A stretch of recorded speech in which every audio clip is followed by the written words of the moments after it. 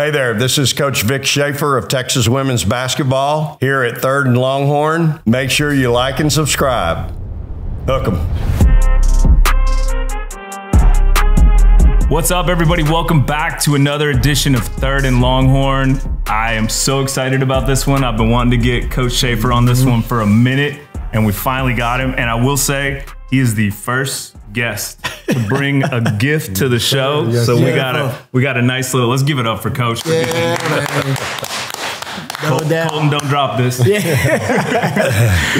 Coach, well, we always started off the same way, kind of how did you get to Texas? But I think you have a pretty interesting story that involves where you were born. Yeah. Could you take us through that and then kind of just take us through your career path, et cetera, and how you got here? Yeah, just, you know, from where I office right now, I was literally born 2 blocks from where I sit every day. And of course, it's a bad sign it's usually a sign of getting old when the hospital you're born in doesn't exist anymore. Breckenridge Hospital was where I was born. We lived here 2 years, and then my family moved to the south side of Houston, and I grew up around the Hobby Airport area. Hey, me too. Most of my life. So, yeah, my first coaching job at Milby High School, and the oldest high school in the city, and you know, grew up in a great family home. My dad was a Burke Colonel in the Army. You just know I woke up to reveille every morning. You know, but raised in a really structured home, a Christian home. Mom was a registered nurse, and you know, back then things weren't, you know, computerized like they are today. Everything that you get, if you're in a hospital, is, you know, done by a computer. It tells you how much to give. I can remember my mother, she worked the 3 to 11 shift in the newborn and delivery at Southeast Memorial. I can remember her coming home, sitting at the kitchen table, going through every shot she gave to a baby that day with my dad, who was an engineer, and he was the math guy in the house. But she was coming home to double check that she did the right thing, you know. But that's the kind of family that I grew up in. And, you know, my parents didn't miss a Thanksgiving Day football game now for 30 straight years. Nice. And most of those were on Thanksgiving. And so I grew up watching that game myself. And I've sat on the 48th row in old DKR in the upper deck. It only had 50. I've sat on the 48th row on Thanksgiving night with icicles coming off my baseball cap, freezing my butt off, watching Texas win 38-3. Wow. And, you know, just so many great memories as a kid. And but then from there, you know, obviously I coached at Milby. At the oldest high school, make this make sense, at the oldest high school in the city of Houston, I'm the first freshman boys basketball coach. Wow. So in other words, in HISD, the 9th and 8th graders were off campus. Oh, wow. They had their own campus. And in 1985, that's the first year HISD took those kids and took the 9th graders and put them on the main campuses. So places like Milby, Yates, Wheatley, Sterling, Austin, those were all our district teams. Those are great teams. You're talking about in basketball now. Those are some monsters, Jones. And so that's where I kind of learned and cut my teeth, if you want to say, you know, a little bit. And then got a job. I was a men's assistant at Sam Houston State for 2 years, from 87 to 89. I have a unique path in that my boss gets fired on December 23rd, I think, and my dad passed away real suddenly on the 29th. So I finished out the season, got my old freshman boys job back, went back, kept an eye on my mother for a year. They'd been married 43 years, so just wanted to make sure she was okay. Get my old job back, and 8 months later, Sam Houston State calls and offers me the women's job. I'm 29 years old. I'm no more qualified for that job, y'all, than a man in the moon. I'm not ready for that job, but I got the job. And there were 3 kids on the team, and I got the job a month after signing date. Wow. And signed 4 kids out of the Houston Chronicle, and 4 junior college players that had been picked over 3 times. And that was my first recruiting class as a college basketball coach. So was there, you know, 7 years, met my wife while I was there, had the twins while I was there, and went to Arkansas from there.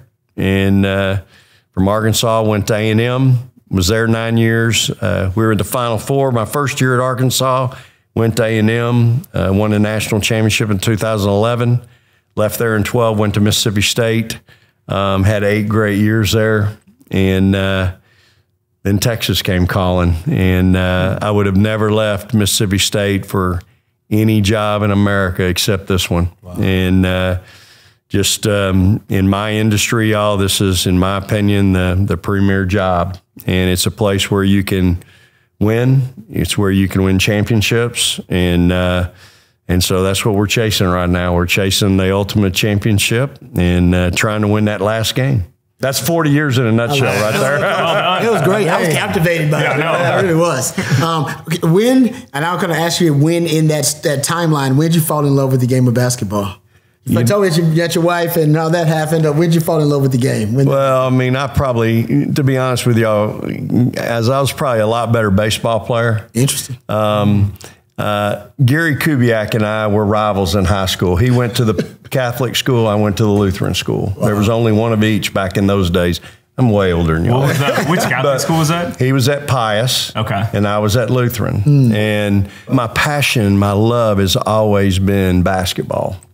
Even, y'all, my career path could be way, way different. When you graduate in December, which I graduated in December of '84, there's no teaching jobs or coaching jobs in high school. You got to wait for the cycle to end, right, in the spring, and then there's movement. And, of course, I've got a degree in kinesiology and health. Well, all the old football guys got those jobs, and I'm a 23-year-old graduate trying to find his way. And so I go all summer without a job. Like, I can't get a job.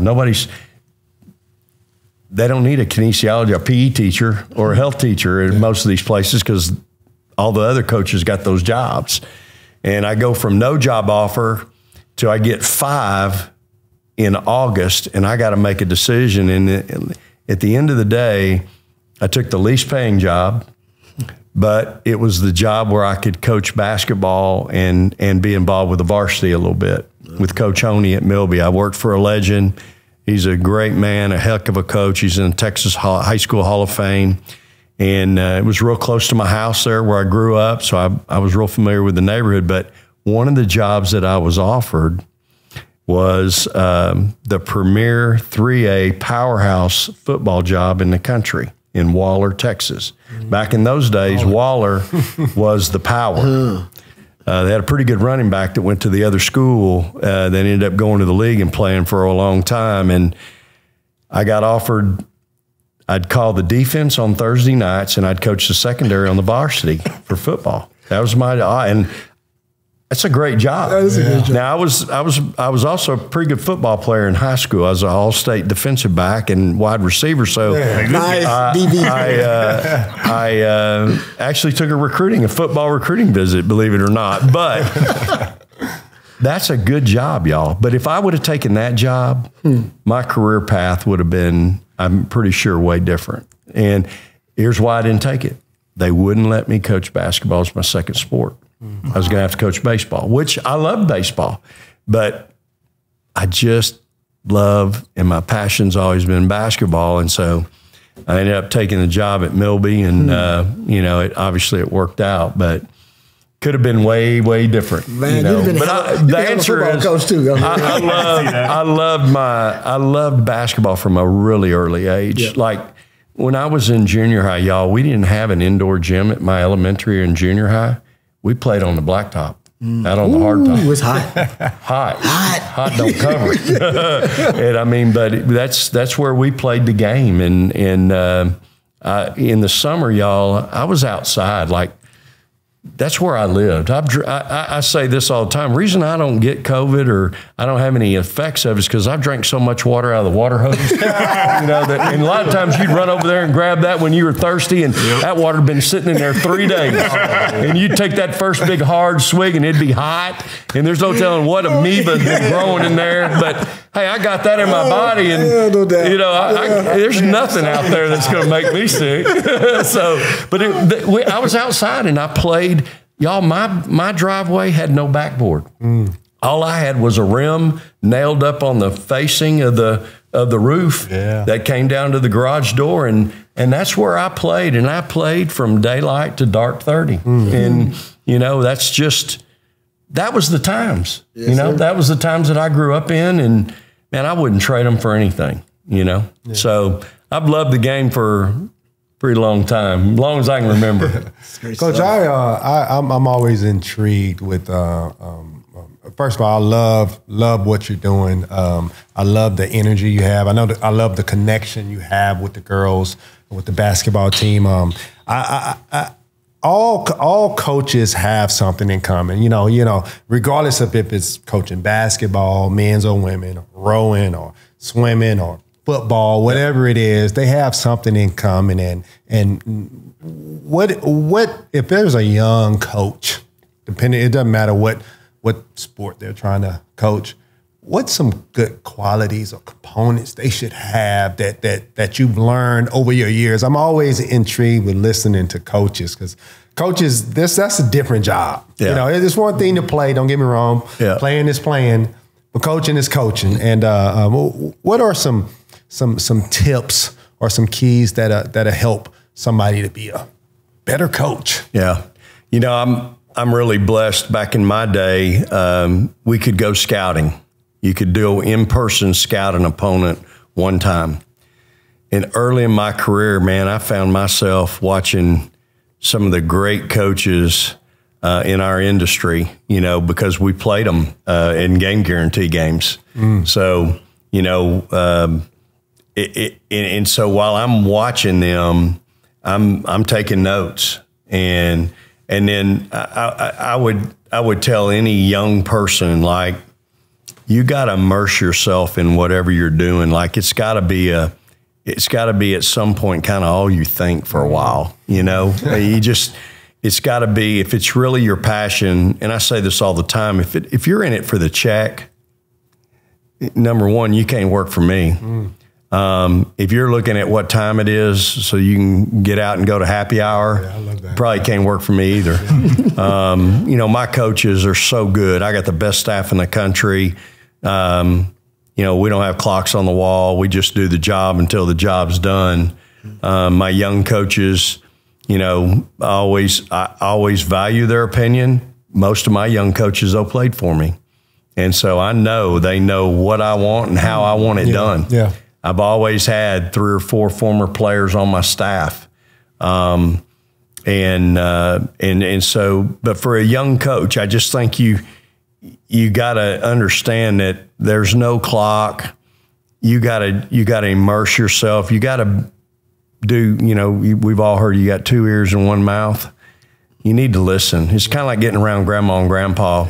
You don't need to talk as much as you need to listen. You might learn something from somebody that's been around 75, 85 years versus your young self who's not been around at all, you know? And so I think in coaching, and, you know, even to this day, y'all, my philosophy is the day you think you know it all, probably be the day you need to quit. Because to me, I don't think I'm always trying to learn. I'm always listening. I watch other coaches' press conferences a lot, just to listen to them and how they speak about their team. You know, I pay attention to that kind of stuff, and then obviously I obviously pay attention to philosophies and how people play the game. That's how I developed. You guys might be shocked to find out, but one of the biggest impact coaches in my career is Phil Eaton, who coached at Pasadena High School. We would play Pasadena High School every year at Milby. Now, we had better players, better athletes, and Phil had a bunch of 5'10", 5'11" Hispanic kids. And we'd go over there and we'd get our butt handed to us by about 30. Coach Oney'd get tossed. They'd return the next year and it'd be a knockdown drag out. But his kids were tough, physical, and aggressive.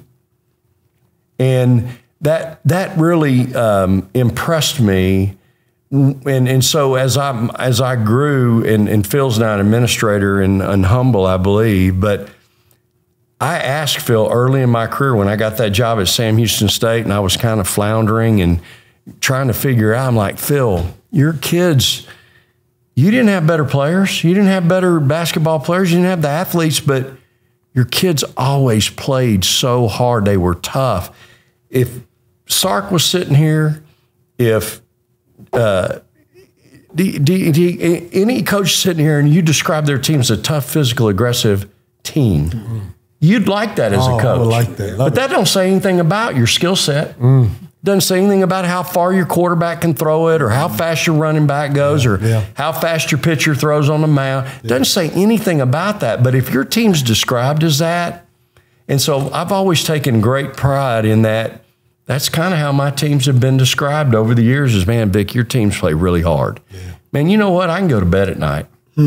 If that's what my kids, if that's how my kids are perceived, I like that. And I think that's also how you build a fan base. I think people want to come watch. They want their little kids to see other kids play the game the right way, honor the game, respect the game. And so after talking to Phil and he gave me how he got that done, I was like, I'm going to do that. I'm going to implement that. And we do it to this day. And, you know, our kids, they take great pride in thinking they practice harder than anybody in the country. You know, they'll tell you. But, you know, it's in our locker room. It's on our wall. It's not what you do, y'all.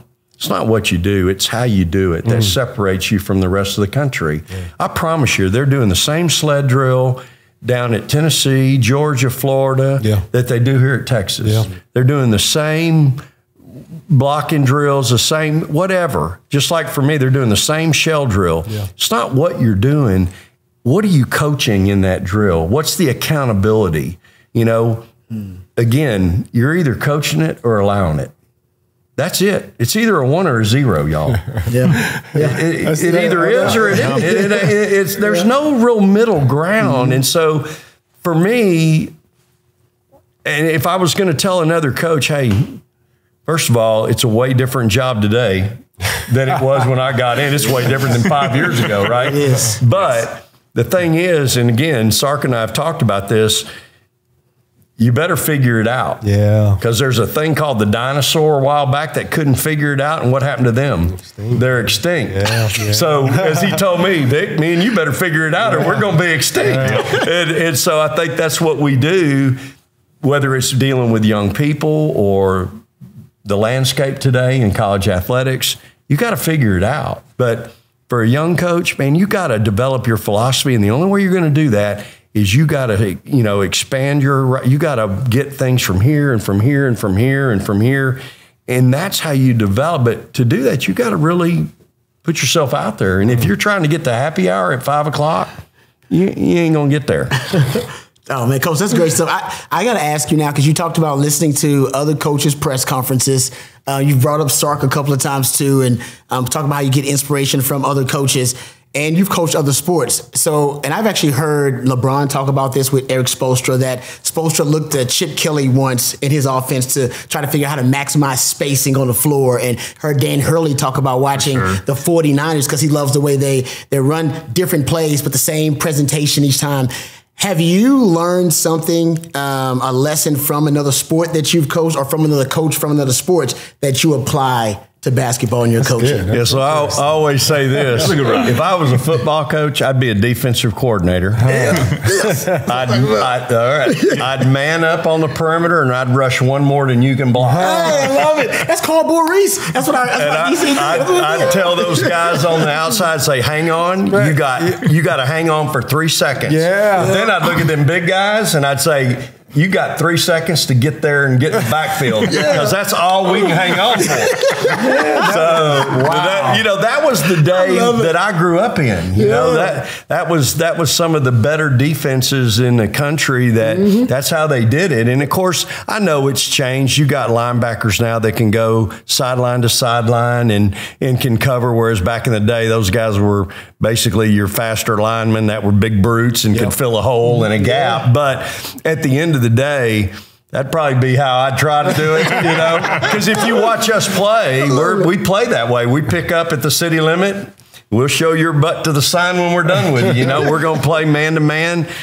You're probably not going to come see us play a lot of 2-3 zone play and hope you miss defense. Yeah, you know, I love it. We're going to try to make you do something you're not comfortable doing, and you know. So, but yeah, I do pay attention to that stuff. That false action. That's what I call false action a lot. And that's what Hurley's talking about. If you watch his, and I have, especially here lately, he's got a lot of stuff going on over here. But if you fall asleep watching that, this is where he's going to get you. Okay, you know. Yeah. And then that's what he's talking about with the 49ers. They're probably only running 6 to 8, 10 plays, but they got so many sets in formation. And I talked to Sarks. Sarks does the same thing.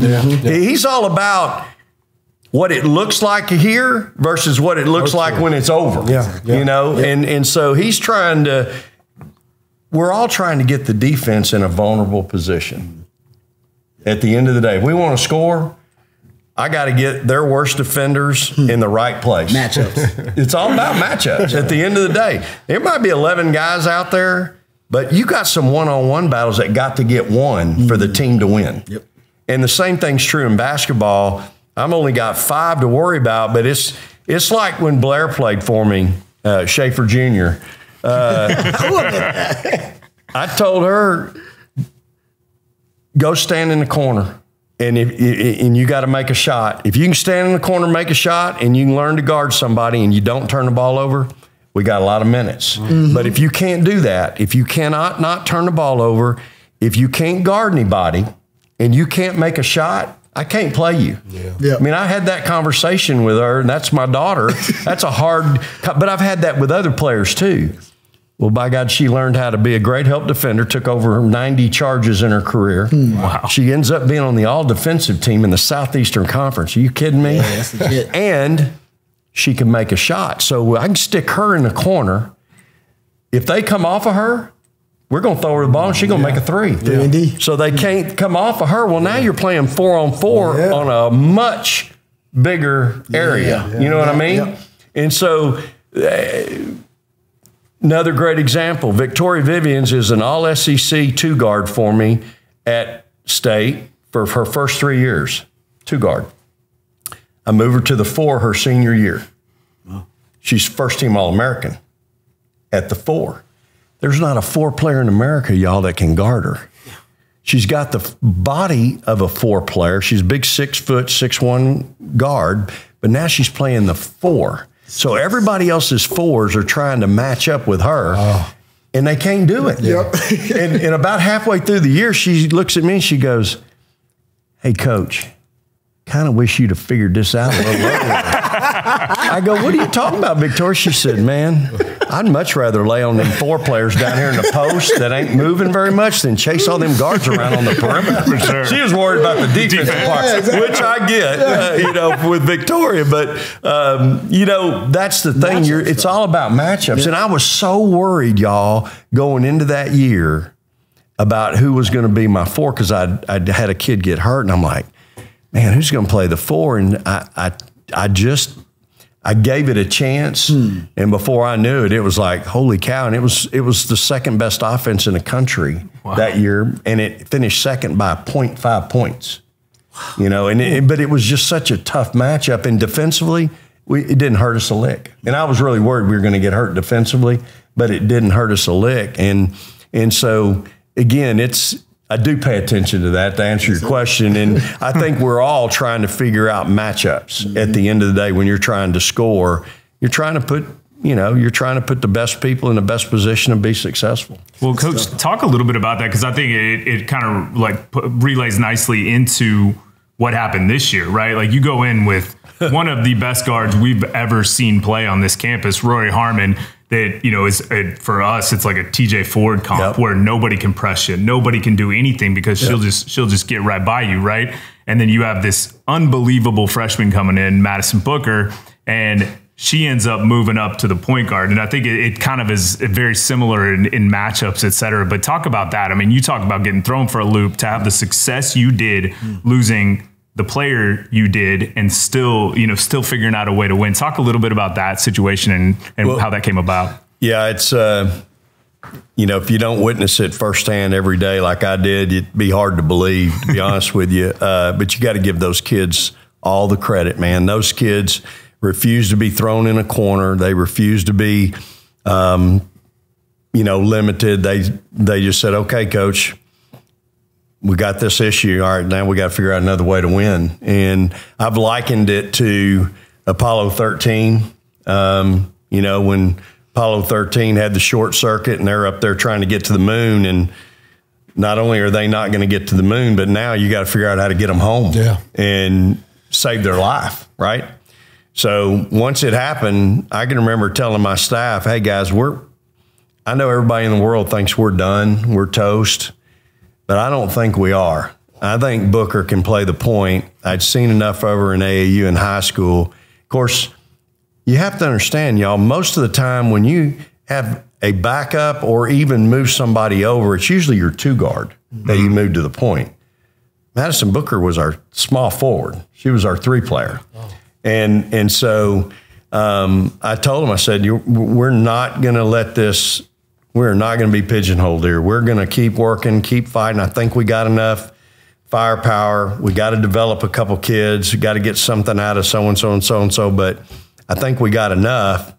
And so that's what we did. But you lose somebody like Rory. I can remember, once it happened, okay, there goes my press attack, y'all. She is your press attack. Yeah. Like I don't have to go through how we're going to break somebody's press when you got Rory Harmon. Yeah. You just give it to Rory. And so I can remember not too long after it happened, she's standing next to me one day and she goes, hey, Coach, I don't remember us having all these press attacks. And I'm like, yeah, Rory, we've never had these before, but we got to have them now because you ain't playing. Thanks a lot. My press attack is next to me. Coach, and I love that you call it a press attack because most coaches call it a press break, right? Yeah. So the attack symbolizes that they're going after it. So that was the first thing is that we had to come up with that plan because I knew got a freshman, we're going to throw her in the fire. And look, y'all, there wasn't a big conversation of, okay, who do we have? Or, okay, if she can't, she can. It was Booker's going to be our point guard. She's the one. I know what everybody else can do, and they can't do it. Book's got to do it. And so Book got really uncomfortable for a while. But as y'all know, that's when you reach your full potential. Yeah, when you get really uncomfortable, and our team was uncomfortable, and yet our team had so much confidence in her.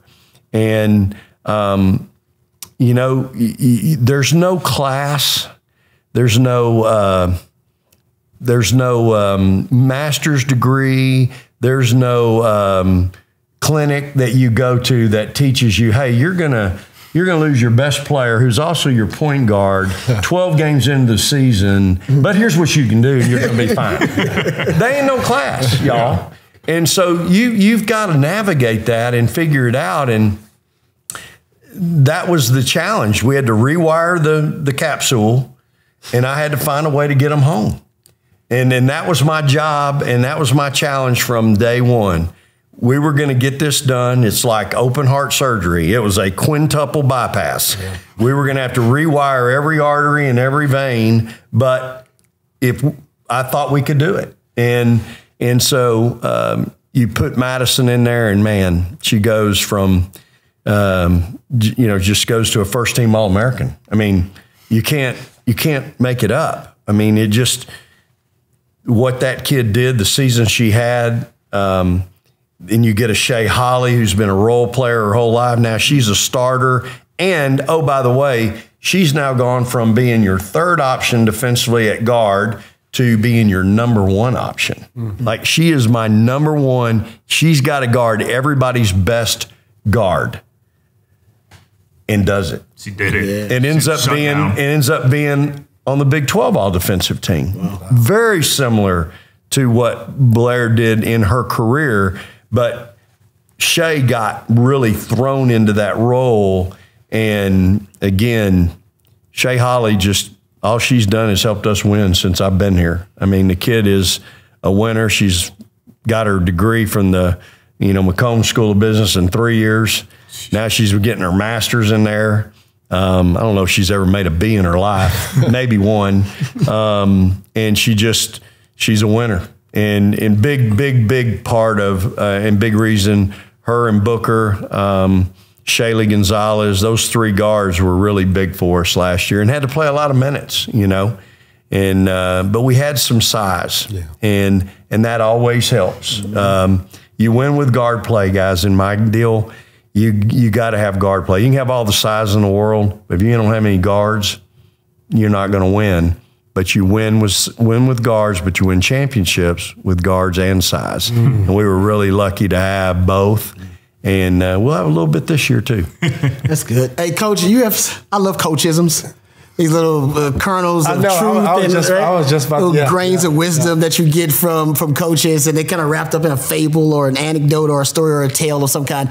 Your Apollo missions one is great. I love the open heart surgery.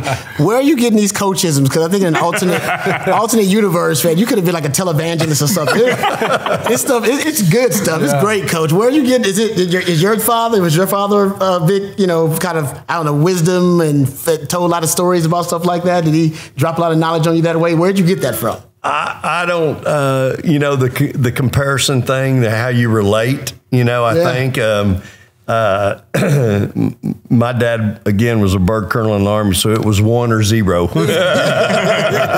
And you didn't want to be the 0. You wanted to make sure you were doing it right and getting it done. But, I think that's, too, how you relate sometimes to people and to things. And if you have another way of getting to them, that's it's all about communication, right? Look, I wasn't the best student in high school or in college. Took me a while to get out of college. And it wasn't because I was a big, had a lot of distractions. It was just hard. So when a student athlete comes in and tells me, hey, Coach, and this math class is kicking my butt, I'm right there with them. I'm like, hey, I understand completely, but we're going to have to find a way to get it done. But hey, ain't nobody you can play for understands better than Coach Schaefer. I mean, I'm with them. And they could probably reel off about 20 classes like that, it differs. But I just think it's, and sometimes it's how it's easy to relate those things. And again, I do read, some. Yeah. And we have a thought for the day every day. Before we practice, we come together. I give our practice plan to Shay. She reads the thought for the day, and it's usually a nugget, a kernel. Let's see if I can. I had a good one yesterday. It basically had to do with something to the effect of it's what you learn after you think you know it all that matters. So, I can remember standing on the front porch with the colonel at age 27 going, man, Dad, you were right about everything. You think you know it all, and then there's a day when it just clicks and you realize, I didn't know anything. So, yep, no doubt, man.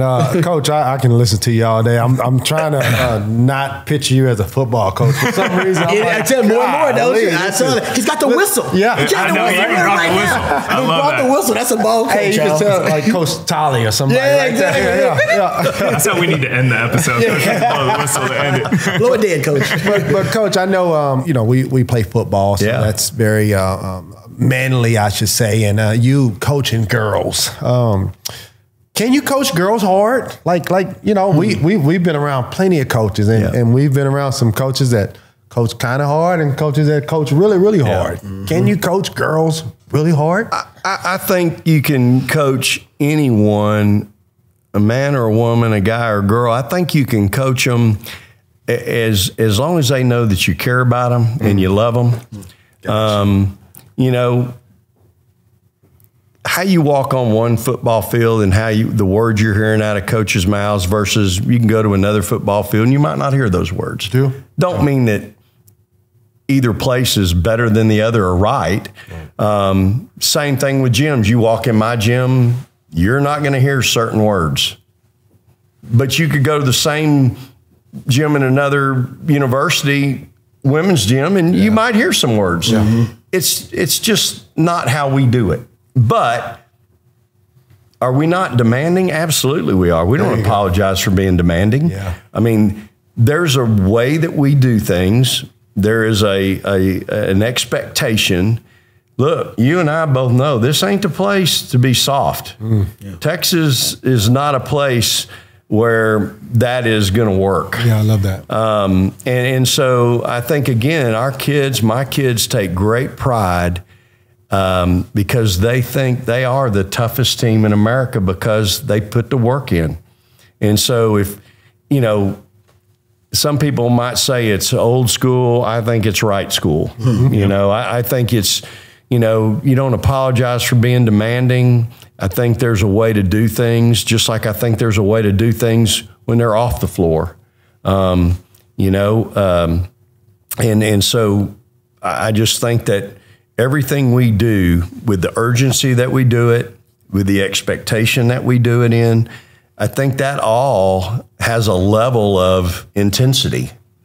And so, you know, you can sit there and ask somebody, please, to do something 1,000,000 times, but I bet you it still doesn't get done if you're just 1,000,000, 1,000,001, 1,000,002. Sometimes you got to go, okay, hey, look, I've asked you to block out once.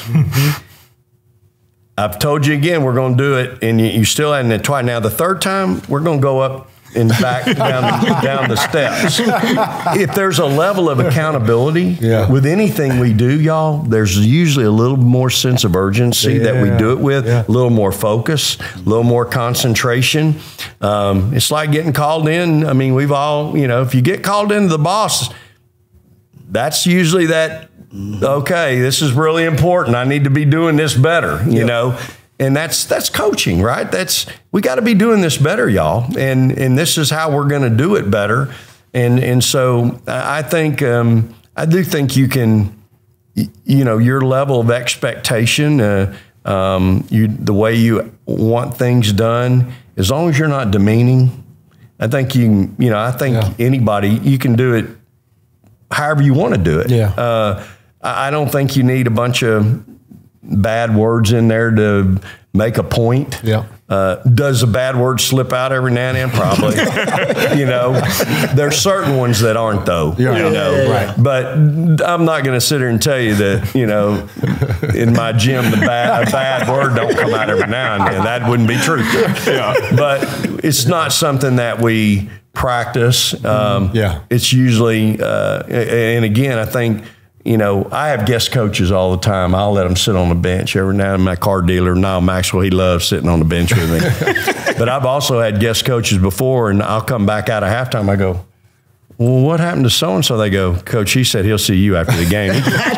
He can't stand it down here. It's way too intense down here for him. You know, so there's that, even in games, there's that level of intensity. But again, I just think that if they see that it's important to you, then they understand it's important. And so, you know, I just think kids got to know you care about them. And if they know you care about them, and I'll tell you, it's the most important piece of advice I've ever gotten in coaching. It changed my career, and I got it from my wife when we first got married. And she had noticed, and it's simply this: if they don't like you, they ain't gonna play hard for you. And that don't mean you got to hang out with them. Don't mean you got to go to the club or you got to, you know, that ain't what that means. They just got to know you care about them. And if they know that, I think anybody, I know I would have as a player, I'd go through the wall for my coach if I really believed that they cared about me. And so, again, I think in my office, up and down our hallways with our coaches, there's no question our players know that we care about them deeply and that we're here for them for anything. Remember, y'all, it's only been in the last 10 years that we've had professionals on campus to help these student athletes with, you know, stress and things like that, the counselors that we've had. Before that, y'all, it was the coaches. And I've always had the rule, I want you to sign my door during the day. I want to see you outside of a uniform, outside of a practice uniform. I just want to see you outside of that and as a regular student. But to get to my door, you got to walk by 3 full-time assistant coaches' doors. And usually if there's something on their mind, they'll probably use in that door and go in there and talk. And that's what they need. They need to have that opportunity. They come sign my door. If I'm not on the phone, they'll come in, give me a fist bump, hug, whatever. If I'm on the phone, they'll wave. That's fine. I want to see them. Now, I got one assistant. She wants to know what they're wearing to class. She wants to make sure we're not rolling out of bed, rolling down the hill and going in our jammies, you know. But that's part of what we do. Yeah. It's not just basketball. It's teaching them life skills, you know, and making sure that, because we're all representing y'all over a way bigger entity than just ourselves. Yeah. You know, it's that name on the front of the jersey that we're representing. That's got way more you know, people with eyes than, and again, I think we all want to represent the name on our back with integrity and character and class, because that's where we're from. That's our families. That's our parents. That's how we were raised. But this right here, that right there, and I don't ever want to do anything that embarrasses anything that has to do with this. And so that's part of why we do it. And again, I think our kids understand that. Well, Coach, I want Derrick. I want to brag on that, and it actually ties a lot of it. Is when Mark, the producer, you met, and I first started Clark Field Collective. One of our first events was with your team, and it was at Dell Children's with Niall Maxwell and Holly Coe and all that crew. Yeah. And I will never forget it, because we'd done quite a few events for, you know, a bunch of other teams, and everybody was great. It's not that, but we watched your team interact, and the only other people we saw the way this happened was truly with volleyball as well. And it was your team showed up, introduced themselves, talked to everybody, interacted, and come to find out my sister works at Dell Children's, and this was where it was. And she called me and said that she one of the ladies had asked for their number so that she could come back and volunteer. And I'll call her out because it was Aaliyah Moore, and she deserves a shout out. And she actually followed up and did these things. And I think it's incredible to see that. And that obviously like made Mark and I were like, we need to help more. We need to figure out how to do this. But is that something you set with them as well? Is that something you actually talk about, or is that just something that kind of flows down from the way you coach and teach? Well, I think it's, I think we make sure our kids know that you never know who's watching. You never, we talk about it all the time. Do you want to impress me or do you want to impact me? You know, and the answer is you want to impact people. Yeah. And so, love that. You impressions come and go, but you make an impact on somebody, that's life lasting. And so, we make sure our kids understand and we're trying to, part of building a program, y'all, is building your fan base. And so you never know who's watching. You never know what the impact's going to be in their life. You never know who's going to go, hey, that kid was pretty nice. I'm going to go watch them play. Yeah. And then we always say, we can get you one time, we're going to get you back. Yeah. And so I think our kids understand that that's important to us. We want to make sure that we give back. We talk about that. We talk about giving back to the community. But anytime you have a chance to make an impact with a young person, that is a blessing. Again, we go back to, are you waking up in the morning and praying for a blessing? Or you wake up in the morning and praying to be a blessing? Mm-hmm. And I think when we have a chance to be a blessing to others, when our kids have a chance to impact young people's lives, maybe give some kid hope that they can do that one day, then that's an opportunity that a lot of people don't get, y'all, to be quite honest. Good Lord picks you out and gives you that chance. You need to take advantage of that, because I don't think everybody gets that opportunity for whatever reason. And so when you do get that, you need to embrace it, And again, I think that's the opportunity that our kids, and I think our kids enjoy it. I think our kids enjoy. Yeah, it is real. And so I think they understand the importance of it, whether it's our support of the Neighborhood Longhorn program here in town or going to Dell or wherever.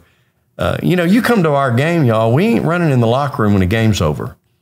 My kids don't get to the locker room for probably 45 minutes because we're hugging babies, kissing mamas, or vice versa. We're taking pictures, signing autographs. We're out there for 45 minutes. If that's all it takes, y'all, to get people to continue to come back and support our kids and build this program, but at the same time, you never know who you're going to meet, who your autograph you're going to sign, what picture you're going to take, and they're going to go home and it's going to motivate them to maybe be different or whatever. That's the opportunities that I think my team and we have, and I think we have to take advantage of that. Coach, I love this, man. Ooh, impress over impact. I'm thinking I don't want to forget that. I took my phone. I learned that, man. So I got to watch this back so I can take some notes. I'm big on quotes. But you talk about how much you care about the girls. I personally, me and my wife saw this. I was at School of Education. I did a commencement speech, and I'm up there, and I see you. I mean, almost forming a line as they're getting their degree or whatnot. Yeah. You're taking selfies. It was I'm a big selfie guy.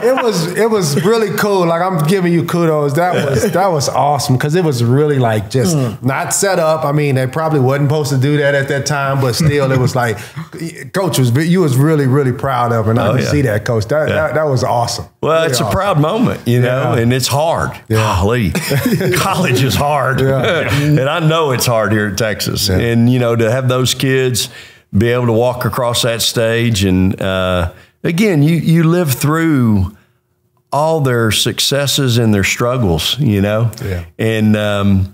so I know their families are there. It's a proud day for them, and so I've always done that everywhere I've been, and I don't, whether I'm supposed to or not, I always let them know. I let those people know, hey, I'd like to get up there and get a selfie. I'd like the president in the background, and they're like, yeah, come on. It's a really cool deal. And again, it's a day of celebration, but I take those pictures. I send them to their parents right away. I send them to the kids. I'll get them developed. I'll put them in my office, It's just, it's part of, to me, it's part of what we do, and I want to be there, and I want to have that time to celebrate with them. And so it's a neat day, and it's a cool day. My kids know I'm a big selfie guy. I take a lot of them, to capture the moments of whatever I'm trying to capture. And so that's one of the cooler moments, though, during the year that I really have a lot of pride. I think you could see that day. I'm as proud as if I was their real parent, exactly. Because I know how hard it is, man. It's really hard being a young person in today's world, and then to go to college and get an education. And, oh, by the way, we want you to win a national championship while you're here. And, we want you to put in that time. I mean, we all know the distractions that these kids have, we all have in the world. And so it's a really proud day for me. And I'm obviously that day is pretty cool. Well, Coach, I think I promised you we'd only be here 30 minutes. I know we're at 55, but we'll let you get out of here. But we appreciate you come by, and we would love to have you back. I mean, I think we got through. I think we got through like 3 questions. I got like 3 right now in my head. I know, right? But we would love to have you back sometime, before the season or whenever you're available. Anytime, y'all. Anytime. We appreciate you coming. You want to call it with the whistle, Coach? Oh yeah. Are we done? Oh, yeah. Let's do it. Let's blow it Well, we're gonna have to bring it up, and then we'll have a thought for the day. All right, we gotta clap it up. 3, 2, 1. Okay, you got it? Yeah. 3, 2, 1. You and I got it. I was watching Coach. I was watching. I'm right next to Coach, so I'm going to get the worst of it. I was watching that. There you go. What's your thought for the day, Coach? Here's today's thought for the day that we had this morning. You don't show up on game day and expect to be great. Greatness happens in practice. You have to expect things of yourself before you can do them. So, We have one every day, and we say it before practice starts, and we go back when we're done. We bring it up, we do that, and then we'll break it down with Texas Fight. So appreciate you guys so much for having me. Thank you. That was fun. Been awesome. I really appreciate y'all having me. And anytime. We'll see you again soon. Yeah. All right. Open invitation. Praise the Lord and hook 'em horns.